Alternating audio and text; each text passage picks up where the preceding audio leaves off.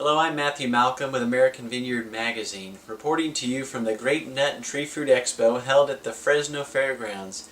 Nearly 1,000 growers gathered for the annual event, and they were able to hear from several industry experts on improving their vineyard management practices, as well as gain current state-of-the-industry reports for the wine grape industry, raisin grapes, and table grapes. And today, Barry Bedwell, president of the California Fresh Fruit Association, addressed table grape growers on their current state of the industry. Today, I spoke about the very good situation that the California table grape industry is in. One, we have stable acreage, we have expanding production, as well as demand, particularly in the export sector.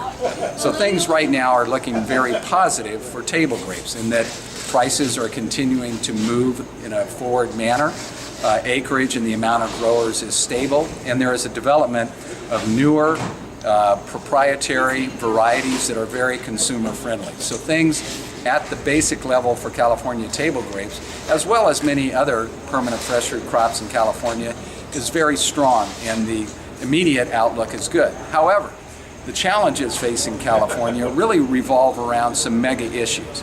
Those mega issues include, of course, looking at the very labor-intensive components related to fresh fruit production. And the fact is that once again, we are at a stalemate on immigration reform. California needs a stable and legal workforce. California agriculture, once again, is in a position not to have that happen. We are looking at an upcoming election and really no real possibilities for immigration reforms until probably sometime after 2017 gets going. So where are we in terms of immigration? Well, the fact is we're going to be in a defensive position, at least in the short term, making sure that components such as E-Verify, the electronic verification of identification documentation, is not put into force prior to immigration reform. Most of those in agriculture aren't opposed to E-Verify, but if you put the cart before the horse without immigration reform, it could be a disastrous situation. Also included in the issue of labor is not only the availability but cost. As the labor supply is tightening, clearly rates for labor are going up. But in addition to that, in California, there are efforts to move up minimum wage rates, which quite frankly are being confused with living wages.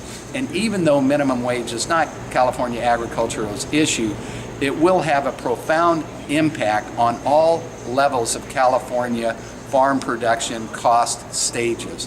What I'm saying by that is, even though right now we may have a minimum wage of $10 starting next year, most of our labor is higher. But every time there is a minimum wage increase, incrementally we move higher. That is going to be a challenge. In addition, there continues to be very onerous regulations and costs related to such things as paid sick leave. There is also now regulations related to non-productive time and piece rates. All of these things have impacts on our competitiveness. But most importantly, in the short term, we have to look at what we can do in terms of a sustainable water supply. We need the Californians in every segment to understand that we need a conjunctive use of water that is combined surface water and underground water used in a productive and sustainable fashion. We are currently moving forward with the Sustainable Groundwater Management Act. Without this conjunctive use understanding is going to lead to logically a contraction of production agriculture in California. That would be a shame.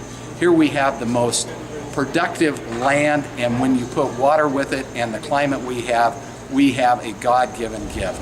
It would be absolutely a shame not to utilize that to its greatest degree. Our challenges are many. We've been very resilient in the past. We hope to in the future.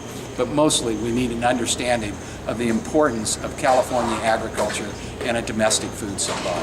Gain a full report of the State of the Industry presentations given today in the January issue of American Vineyard Magazine. I'm Matthew Malcolm, CaliforniaAgNet.com.